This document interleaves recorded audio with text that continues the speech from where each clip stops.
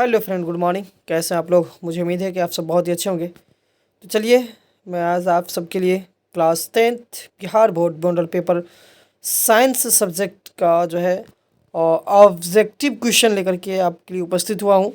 तो आप सब जो है, अभी तक अगर आप मेरे चैनल पर नए हैं तो प्लीज़ मेरे channel learning point by MD Ashraf sir को सब्सक्राइब करें, वीडियो को लाइक करें, जितना ज़्यादा हो सके दोस्तों तक शेयर करना ना भूलें। तो आप लोगों का एग्ज़ाम 14 फरवरी से स्टार्ट होने जा रहा है, बिहार बोर्ड मैट्रिक का। तो उसी के लिए जो है मॉडल पेपर जो है मैं लेकर के उपस्थित हुआ हूँ, जिसमें आपको 50 साइंस के क्वेश्चन जो है इम्पॉर्टेंट क्वेश्चन जो है देखने को मिलेगा। तो आप सभी मेरे वीडियो के साथ लास्ट टू लास्ट तक बने रहेंगे। तो ये जो है सेट नंबर 3 है, ठीक है, मॉडल पेपर का सेट नंबर 3 जो बिहार सरकार के द्वारा जो है लॉन्च किया गया है, यानी जो है मॉडल सेट निकाला गया है। तो उसको मैं अभी आप तक सॉल्यूशन कराने जा रहा हूँ। आप मेरे वीडियो के साथ लास्ट लास्ट तक बने रहेंगे। तो चलिए देखते हैं क्वेश्चन को। तो क्वेश्चन नंबर 1 में कह रहा है क्या, यदि 20 ओम 50 तथा 40 के प्रतिरोध समानांतर क्रम में जोड़े जाएं तो समतुल्य प्रतिरोध क्या होगा? जल्दी से ऑप्शन देंगे आपको। ए में 22 है, बी में 292 है और सी में 0.52 है, डी में इनमें से कोई नहीं। जल्दी से आप सभी इस क्वेश्चन के ऑप्शन को चूज करेंगे, कौन सा आंसर होगा, राइट आंसर देने की कोशिश करेंगे। यदि 20 ओम 50 तथा 40 के प्रतिरोध समानांतर क्रम में जोड़े जाएं तो समतुल्य प्रतिरोध होगा, क्या होगा? तो उसका राइट आंसर देंगे आप लोग जल्दी से। तो इसका राइट आंसर होगा ए, यानी 22 होगा। तो इसका राइट आंसर क्या हो जाएगा? ये होगा। अगला क्वेश्चन देखेंगे, अगले नंबर क्वेश्चन पे चलेंगे। अगला नंबर क्वेश्चन कह रहा है क्या कि विद्युत चुंबकीय प्रेरण की खोज किसने की थी? विद्युत चुंबकीय प्रेरण की खोज किसने की थी? तो जल्दी से राइट आंसर देंगे भाई। राइट आंसर क्या होगा? ए में मैक्सवेल ने, बी में फैराडे ने और सी ने एम्पियर ने, डी फ्लेमिंग ने। किसने जो है विद्युत चुंबकीय प्रेरण की खोज की थी? तो इसका राइट आंसर होगा बी, यानी फैराडे ने। ठीक है, अगले नंबर क्वेश्चन पे चलेंगे। अगला नंबर क्वेश्चन क्या कह रहा है? कह रहा है कि वस्तु से छोटा प्रतिबिंब बनता है। कौन से ऐसे दर्पण है जिसपे वस्तु से छोटा प्रतिबिंब बनता है? ऑप्शन नंबर ए में अवतल दर्पण, बी में उत्तल दर्पण, सी में समतल दर्पण और डी में अवतल दर्पण। जल्दी से राइट आंसर देंगे दोस्तों। कौन सा ऐसा जो है दर्पण है जिसपे वस्तु से छोटा प्रतिबिंब बनता है? A B C D option में से कौन सा ऑप्शन होगा? राइट आंसर देने की कोशिश करेंगे। तो इसका राइट आंसर होगा डी, यानी अवतल दर्पण एवं उत्तल दर्पण। यानी अवतल और उत्तल दोनों दर्पण पे वस्तु से छोटा प्रतिबिंब मिलता है, लेकिन कब? यानी वस्तु को जो है दर्पण की अपेक्षा जो है दूर और नज़दीक करेंगे तब। ठीक है, अगला नंबर क्वेश्चन देखेंगे। चौथा नंबर क्वेश्चन क्या कर रहा है? चौथा नंबर क्वेश्चन में कह रहा है कि चुंबकीय क्षेत्र का एसआई मात्रक क्या होता है? चुंबकीय क्षेत्र का एसआई मात्रक क्या होता है? ऑप्शन नंबर ए में टेस्ला, बी में न्यूटन, सी में मीटर और डी में एम्पियर। राइट आंसर देंगे कि चुंबकीय क्षेत्र का एसआई मात्रक क्या होता है? टेस्ला, न्यूटन, मीटर और एम्पियर में, यानी ए बी सी डी में ऑप्शन में से कौन सा ऑप्शन होगा? राइट ऑप्शन को आप चूज करेंगे, राइट ऑप्शन जो है देने की कोशिश करेंगे। इसका राइट ऑप्शन हो जाएगा, राइट आंसर हो जाएगा ए, यानी टेस्ला। ठीक है, यानी चुंबकीय क्षेत्र का एसआई मात्रक क्या होता है? टेस्ला होता है, जो राइट आंसर ऑप्शन नंबर ए है। अगले नंबर क्वेश्चन पे चलेंगे। अगला नंबर क्वेश्चन कह रहा है क्या कि निम्नलिखित में से किसका उपयोग खाना बनाने वाले ईंधन में नहीं होता है? कौन सा ऐसा गैस है जिसका उपयोग, ठीक है, कौन सा ऐसा पदार्थ है जिसका उपयोग खाना बनाने वाले ईंधन के रूप में नहीं होता है? ऑप्शन ए में सीएनजी, बी में एलपीजी, सी में बायोगैस और डी में कोयला। तो राइट आंसर देंगे कौन सा होगा? ए बी सी डी में से कौन सा होगा जो है खाना बनाने जो है वाले ईंधन के रूप में उपयोग में नहीं आता है? इसका राइट आंसर होगा दोस्तों, राइट आंसर सीएनजी गैस, जो गाड़ी चलाने के लिए उपयोग में आता है, बल्कि खाना के उपयोग में नहीं आता है। ठीक है, तो पाँचवा नंबर क्वेश्चन के बाद अब हम लोग चलेंगे छठे नंबर क्वेश्चन पे। छठा नंबर क्वेश्चन देखेंगे। क्वेश्चन नंबर 6 कह रहा है क्या कि सर्च लाइट का परावर्तक सतह कौन सा होता है? यानी सर्च लाइट का परावर्तक सतह क्या होता है? आपसे क्वेश्चन पूछ रहा है कि कौन सा ऐसा जो है आपको लेंस है जो क्या कहता है कि परावर्तक सतह होता है सर्च लाइट का? ऑप्शन नंबर ए में उत्तल, बी में अवतल, सी में समतल, डी में इनमें से कोई नहीं, यानी न तो अवतल न तो जो है उत्तल नहीं समतल। कौन सा ऐसा लेंस होगा जो सर्च लाइट का परावर्तक सतह होता है? तो राइट आंसर देने की कोशिश करेंगे, ए बी सी डी में से जल्दी देंगे दोस्तों क्वेश्चन का आंसर। तो 6 का जो राइट आंसर होगा वो होगा अवतल। क्या होगा? अवतल जो है लेंस जो होगा वह सर्च लाइट का परावर्तक सतह होता है। अगला नंबर क्वेश्चन देखेंगे 7वें नंबर पे। 7वां नंबर क्वेश्चन क्या कह रहा है कि निम्नलिखित में, क्वेश्चन क्या है कि निम्नलिखित में से कौन नेत्र का रंगीन भाग होता है? निम्नलिखित में से कौन नेत्र का रंगीन भाग यानी जो है आँख का जो है रंगीन भाग होता है? तो ऑप्शन नंबर ए में कॉर्निया, बी में रेटिना, सी में परितारिका और डी में पुतली है। राइट आंसर कौन सा होगा दोस्तों? राइट आंसर देखेंगे ए बी सी डी में से कौन सा राइट आंसर होगा? जल्दी से आप लोग चूज करेंगे क्वेश्चन के आंसर को।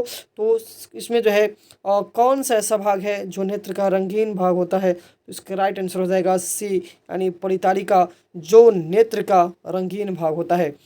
अगला नंबर क्वेश्चन 7वां के बाद 8वें नंबर क्वेश्चन पे चलेंगे हम लोग। 8वां नंबर क्वेश्चन क्या कह रहा है? कह रहा है कि एक साधारण प्रिज्म कितने सतहों से घिरा होता है? एक साधारण प्रिज्म जो कितने सतहों से घिरा होता है? ऑप्शन नंबर ए में 6 सतह, बी में 4 सतह, सी में 5 सतह और डी में 3 सतह। तो इन 6, 4, 5, 3 सतहों में से कौन सा इसका राइट आंसर होगा? जल्दी से इसका क्वेश्चन का आंसर देंगे। तो कौन सा ऐसा है जो कहते हैं साधारण प्रिज्म की विशेषता है सतहों के रूप में? इसका राइट आंसर हो जाएगा भैया सी, यानी 5 ऐसे सतह होते हैं जिनसे जो है साधारण प्रिज्म घिरा हुआ रहता है।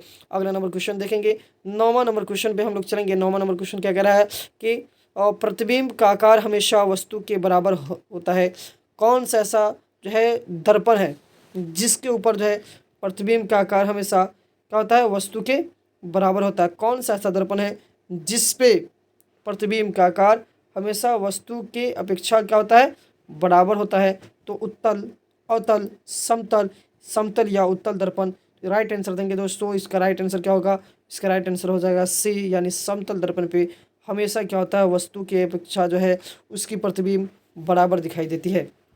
अगला नंबर क्वेश्चन 10वां नंबर क्वेश्चन देखेंगे। 10वां नंबर क्वेश्चन क्या कर रहा है? कह रहा है कि वह उपकरण, क्या कह रहा है क्वेश्चन में कि वह उपकरण जो विद्युत ऊर्जा को यांत्रिक ऊर्जा में बदल देता है, वह उपकरण जो विद्युत ऊर्जा को यांत्रिक ऊर्जा में बदल देता है उससे हम क्या कहते हैं?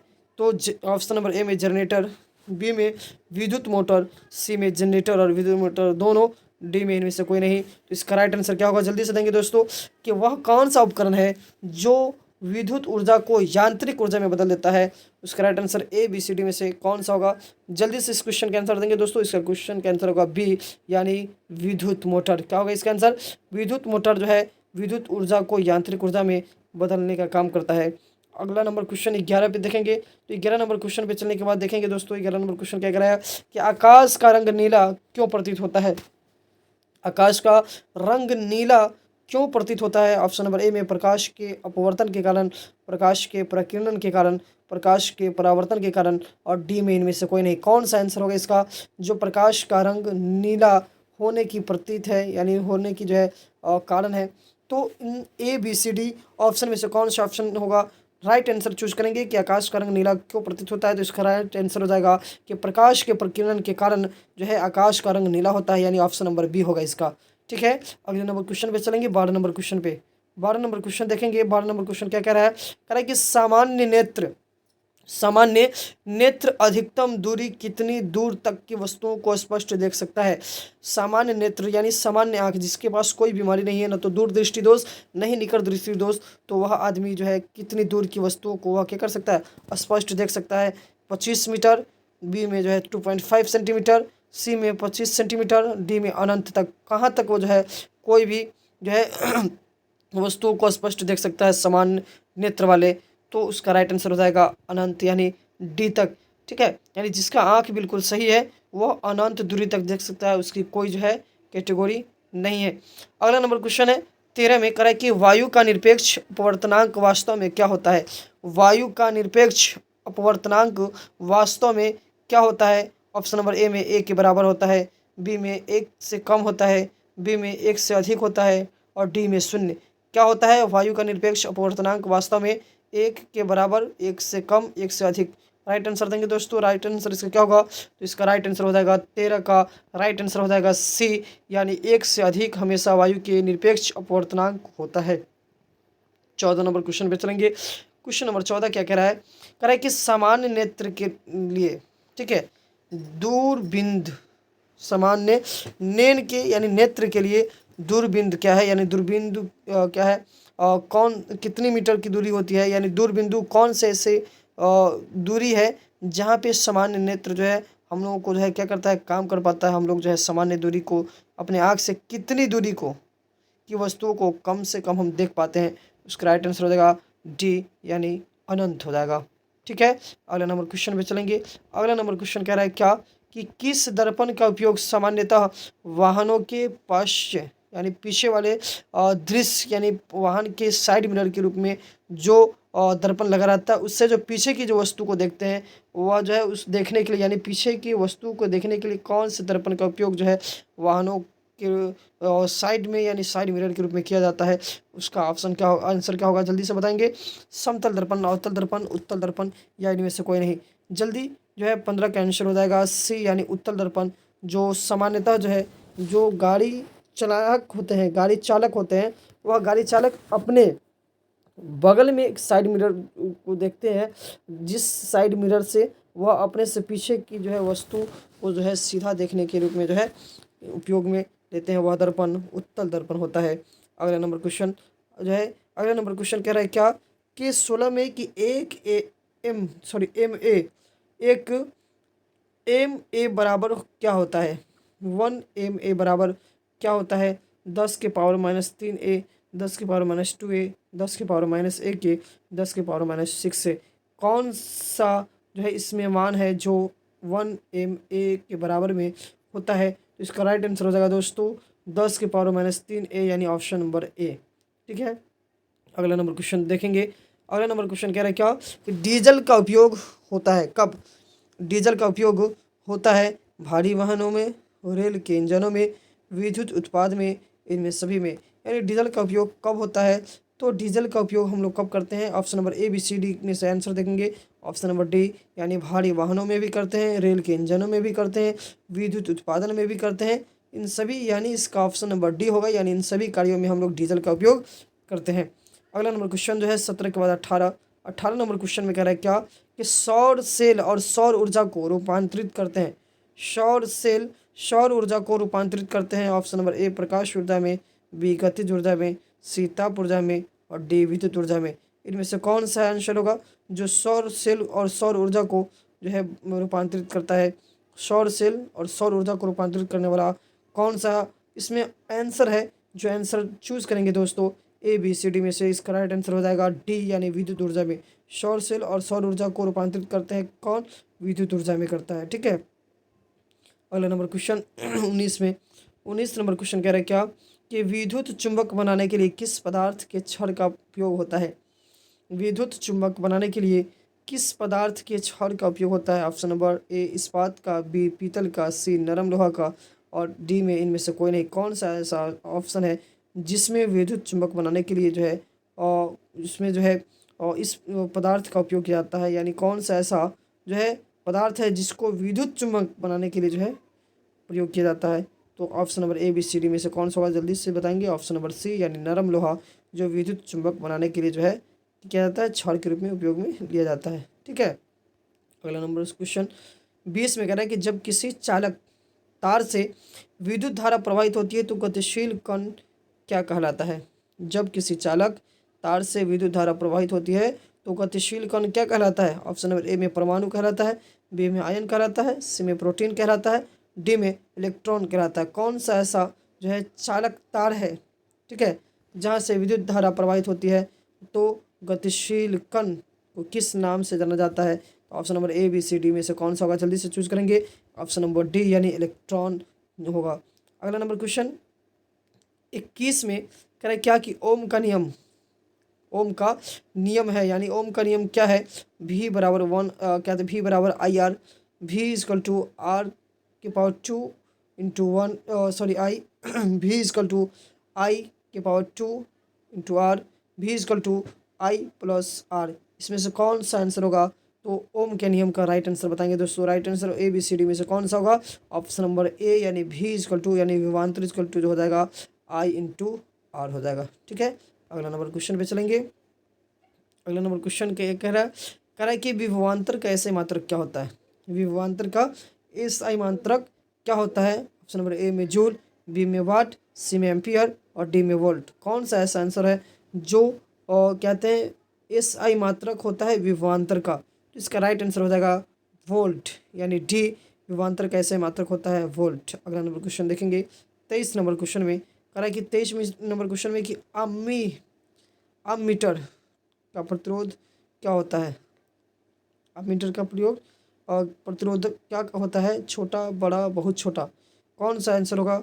जल्दी से ऑप्शन नंबर चूज करेंगे, ए बी सी डी में से कौन सा होगा? तो अमीटर का प्रतिरोध जो होगा ऑप्शन नंबर सी यानी बहुत छोटा होता है। अगला नंबर क्वेश्चन देखेंगे।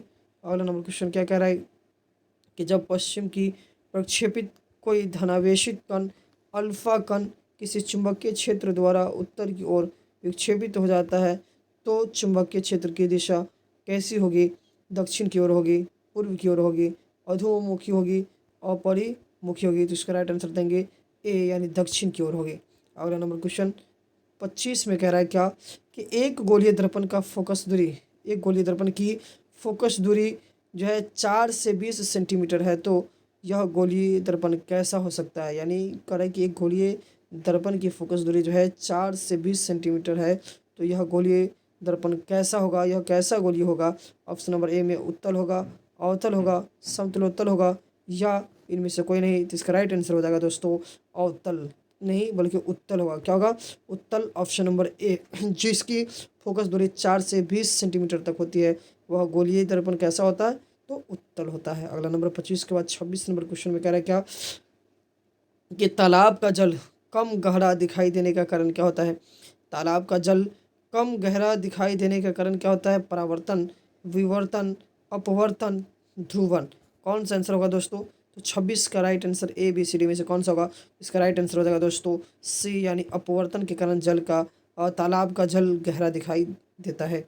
अगला नंबर क्वेश्चन 27 नंबर में कह रहा है क्या कि विद्युत मोटर परिवर्तित करता है यांत्रिक ऊर्जा को विद्युत ऊर्जा में, रासायनिक ऊर्जा को विद्युत ऊर्जा में, विद्युत ऊर्जा को रासायनिक ऊर्जा में, विद्युत ऊर्जा को यांत्रिक ऊर्जा में। तो विद्युत ऊर्जा जो है विद्युत मोटर क्या परिवर्तित करता है? A B C D option आपको दिख रहा है, जल्दी से ऑप्शन का जो है आंसर देने की कोशिश करेंगे। तो 27 नंबर क्वेश्चन का आंसर हो जाएगा डी यानी विद्युत मोटर जो है विद्युत ऊर्जा को यांत्रिक ऊर्जा में बदलने का काम करता है। अगला नंबर क्वेश्चन कह रहा है दोस्तों 28 में कि निम्न में से कौन उभयधर्मी ऑक्साइड है? निम्न में से निम्नलिखित नीचे लिखे गए जो कहते हैं ऑप्शन है ए बी सी डी, इनमें से कौन जो है उभयधर्मी ऑक्साइड है?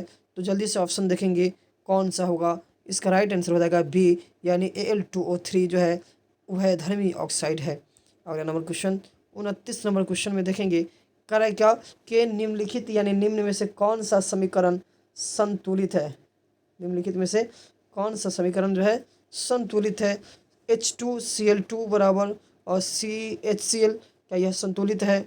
या H2Cl2 जो है 2HCl के बराबर या 2H2 प्लस 2Cl और 2HCl के बराबर या 2H2 प्लस 2Cl2 HCl के बराबर? इसमें से कौन सा जो है समीकरण जो दोनों पक्ष में दायां और बायां पक्ष दोनों पक्ष में जो है बराबर है यानी संतुलित है? ऑप्शन नंबर 29 जो है क्या हो जाएगा बी। 29 नंबर क्वेश्चन का ऑप्शन नंबर क्या हो जाएगा बी, जहाँ पे दोनों तरफ क्या है कि जो है समीकरण के पक्ष बराबर है। ठीक है, और यह दोनों तरफ जो है बी में जो है आपको दिख रहा है कि H2 प्लस Cl2 2HCl के बराबर है। अगला नंबर क्वेश्चन 29 के बाद 30 में कि निम्न में से कौन सा अम्ल नहीं है? निम्नलिखित में से कौन सा अम्ल नहीं है? HCl, बी में जो है HNO3, सी में H2SO4 और डी में KOH। कौन सा ऐसा जो है ऑप्शन जिसमें अम्ल नहीं है, जिससे ये अम्ल की पता नहीं चलता है? तो ऑप्शन नंबर 30 के में जो है 30 नंबर क्वेश्चन का ऑप्शन नंबर हो जाएगा आपको डी यानी KOH, यह एक अम्ल नहीं है। अगला नंबर क्वेश्चन कह रहा है क्या क्षारक को जल में घोलने पर क्या मुक्त होता है?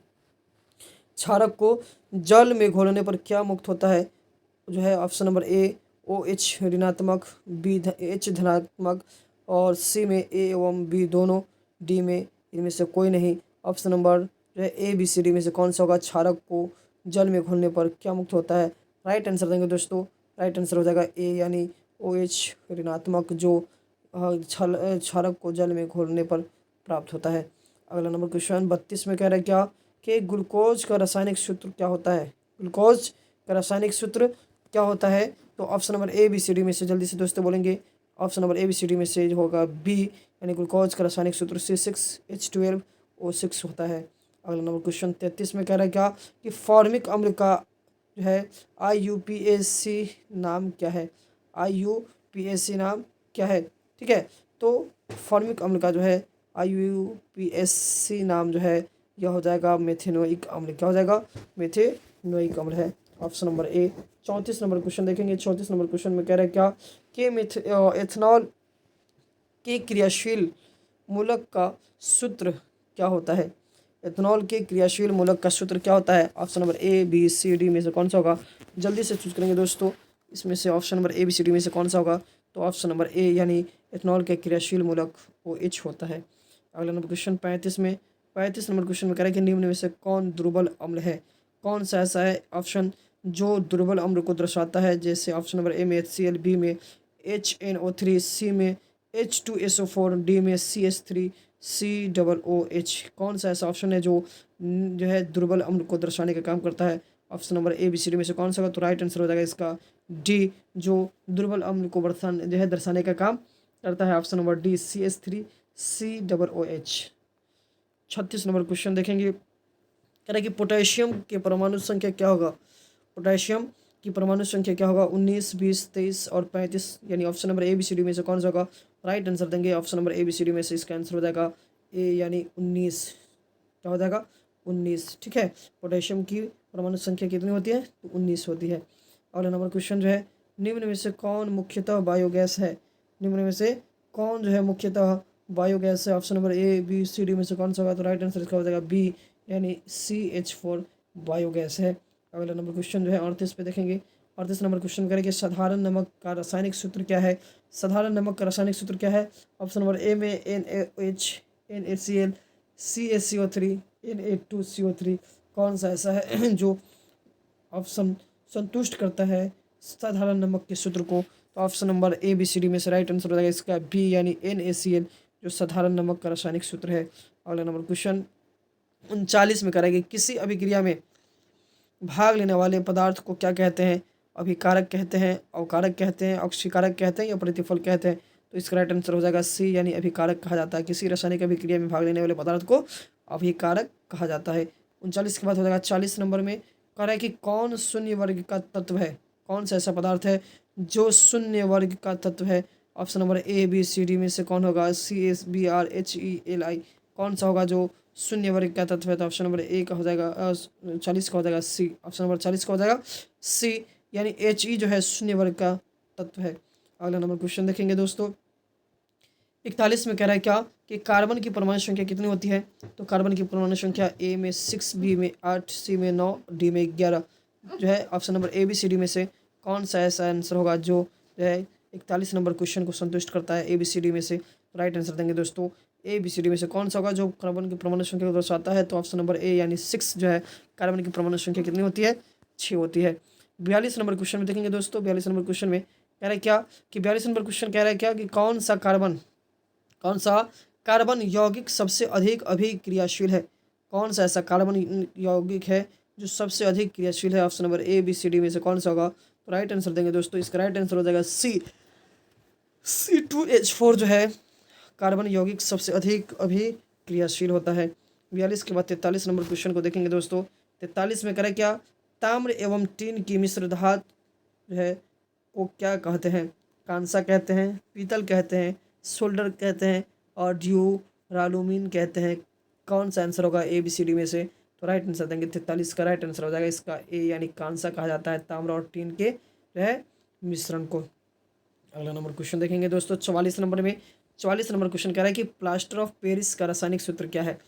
ए बी सी डी में से को बताएंगे जल्दी से राइट आंसर इसका कि प्लास्टर ऑफ पेरिस का रासायनिक सूत्र क्या है। तो इसका रासायनिक सूत्र होता है बी यानी CaSO4 × 1/2H2O। ठीक है, राइट आंसर बी। अगला नंबर क्वेश्चन 45 का के कार्य 45 में क्या कि अम्ल और क्षार आपस में अभिक्रिया करके क्या बनता है। तो अम्ल क्षार जब आपस में अभिक्रिया करके बनता है तो उसको हम लोग कहते हैं लवण, यानी ऑप्शन नंबर सी। अगला क्वेश्चन है 26 नंबर में। क्वेश्चन कह रहा है क्या कि वनस्पति तेलों में होती है क्या पाई जाती है। Option number A B C D को पढ़ेंगे। कह रहा है कि लंबी संतृप्त हाइड्रोकार्बन श्रृंखलाएं, बी में कह रहा है कि असंतृप्त हाइड्रोकार्बन श्रृंखलाएं, सी में कह रहा है लघु असंतृप्त हाइड्रोकार्बन श्रृंखलाएं, डी में कह रहा है लघु संतृप्त हाइड्रोकार्बन श्रृंखलाएं। यानी कौन सी ऐसी ऑप्शन है जो वनस्पति तेलों में पाई जाती है ए बी सी डी में से। इसका राइट आंसर हो जाएगा बी, यानी लंबी असंतृप्त हाइड्रोकार्बन श्रृंखलाएं जो है वनस्पति तेलों में पाई जाती है। 27 नंबर क्वेश्चन कह रहा है क्या कि ब्यूटेन के कितने समावयवी संभव है।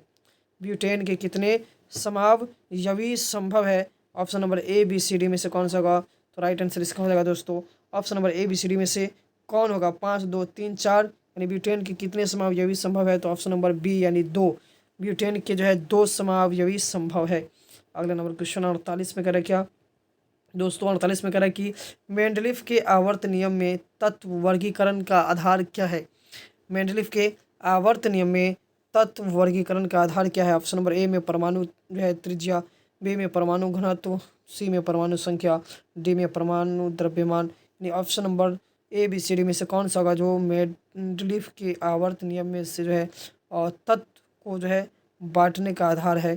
तो ऑप्शन नंबर हो जाएगा इसका डी, यानी परमाणु द्रव्यमान जो मेंडलीफ के आवर्त नियम में जो है तत्व वर्गीकरण करने का आधार है। अगला नंबर क्वेश्चन 49 में देखेंगे दोस्तों। 49 में कह रहा है क्या कि अमोनिया के अणु में नाइट्रोजन एवं हाइड्रोजन के परमाणुओं की संख्या का अनुपात क्या होता है। अमोनिया के अणु में नाइट्रोजन एवं हाइड्रोजन के परमाणुओं की संख्या का अनुपात क्या होता है। ऑप्शन नंबर ए में 3:1, बी में 2:1, सी में 1:2, डी में 1:1। Option number A B C D में से कौन सा होगा दोस्तों, जल्दी बताएंगे राइट आंसर इसका। Option number A B C D में से कौन होगा जो नाइट्रोजन और हाइड्रोजन के परमाणु संख्या का अनुपात होता है। तो इसका राइट आंसर हो जाएगा डी, यानी अमोनिया में जो है हाइड्रोजन और जो है नाइट्रोजन के परमाणु संख्या का अनुपात क्या होता है, 1:3 होता है। अगला number question, last question 50 number question कह रहा है क्या कि निम्न में कौन कमरे के तापक्रम पर द्रव्य है। निम्नलिखित में कौन कमरे के तापक्रम पर द्रव्य हो जाता है। ऑप्शन नंबर ए में इथेन, बी में एथाइन, सी में एथनॉल और डी में मीथेन।